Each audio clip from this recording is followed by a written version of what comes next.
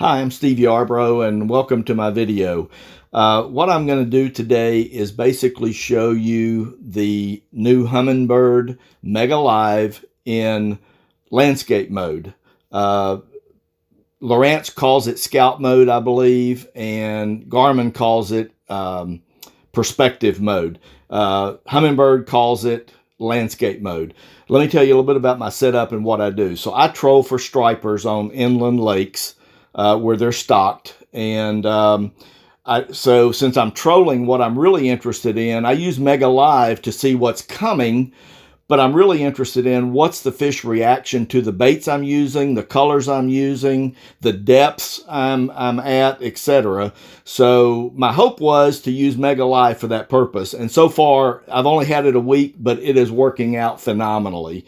I've already learned a lot, and I'll take you through some of that as we go through the video. So I'm in landscape mode. I have my Mega Live actually mounted to my Mega 360. Again, I'm not going to be turning it. I'm not using it to move around. I'm using it to look backwards behind the boat as I troll. So from an equipment standpoint, in addition to the Mega 360 Mega Live, I have an Apex 19, and that's what I'm using for this video. It actually has a HDMI out capability, so I've got that tied into my phone, and I'm actually going to play the sonar recording I made this morning as I was trolling, and describe what you're seeing as I go through. So let's get started. So I'm in the working with the Apex right now, and I'm going to restart the playback going. And as you can see, I'm at a sensitivity of 10, a contrast of 13. I'm scanning back 70 feet, which is what I recorded at. So, and I do have dynamic contrast set to 2. From a color palette standpoint, I love color palette number 12, and that's all I use for down imaging, side imaging, Mega 360, and now Mega Live.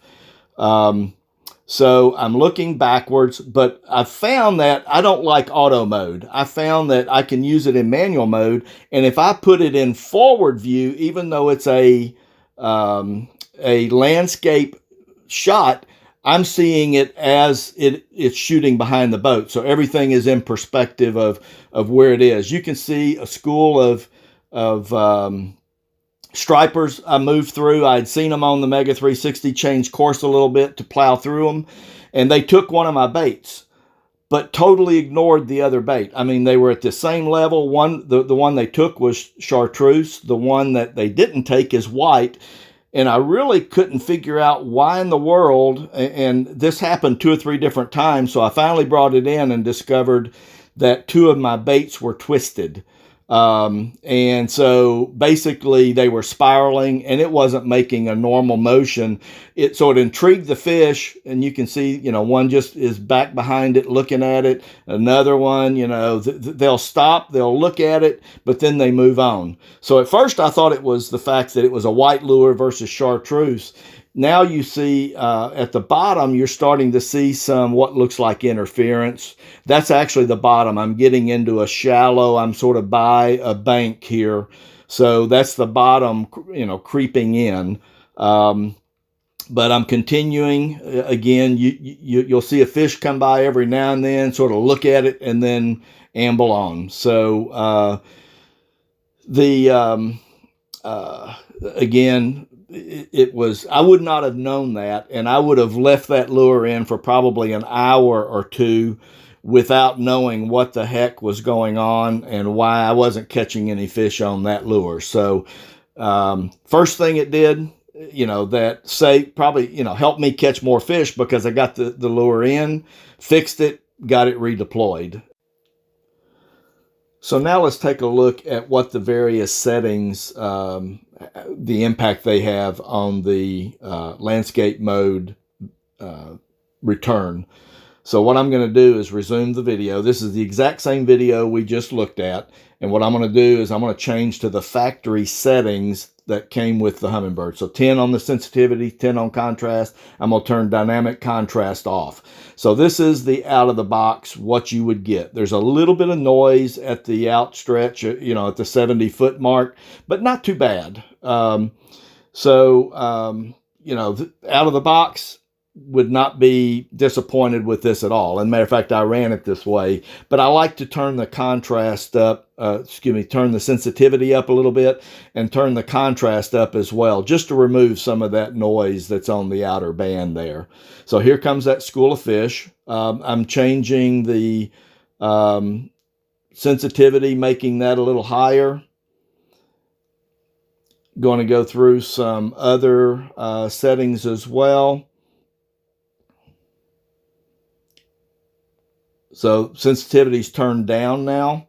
So you'll see that, you know, the noise goes away with that, but it also cuts some of the return. So the lures aren't as visible as they were. Go up higher on sensitivity and you get a little more noise.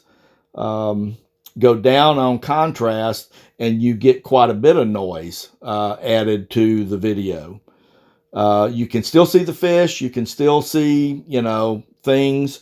So one thing to note about the fish, again, going up and down, well, you see at the bottom there, I was getting a little close to the bank, so that's actually the bottom showing up from the angle I had. I'm going to turn the dynamic contrast on here, and you'll see what that does also to the video. It really cleans up that noise. But you still have, even with dynamic contrast on, you can still change the contrast up and down, not as significantly. You can also turn the sensitivity up and down. As you turn the sensitivity up and down, it's got more impact on the noise and the returns. But the dynamic contrast really cuts a lot of the noise out. And so I prefer to run with that personally. And I run with that on my side image, on my down image, and on my Mega 360 as well. I always have dynamic contrast. From a palette standpoint, I prefer palette 12 again. A lot of people use palette 2 or palette 3. But to me, that adds a lot of noise, and I'm not interested in bottom structure. Again, I'm doing a different kind of fishing, so palette 12 just really works best for me. And you can see, you know, palette 2 just introduces a lot more noise. You see it more in this than you do in the palette 12. So I hope this helps. I tell you, I'm loving this thing so far. I don't really use forward view or down mode, again, just because of the way I use the device. Again, hope this helps. If you got any comments, just let me know. Thanks.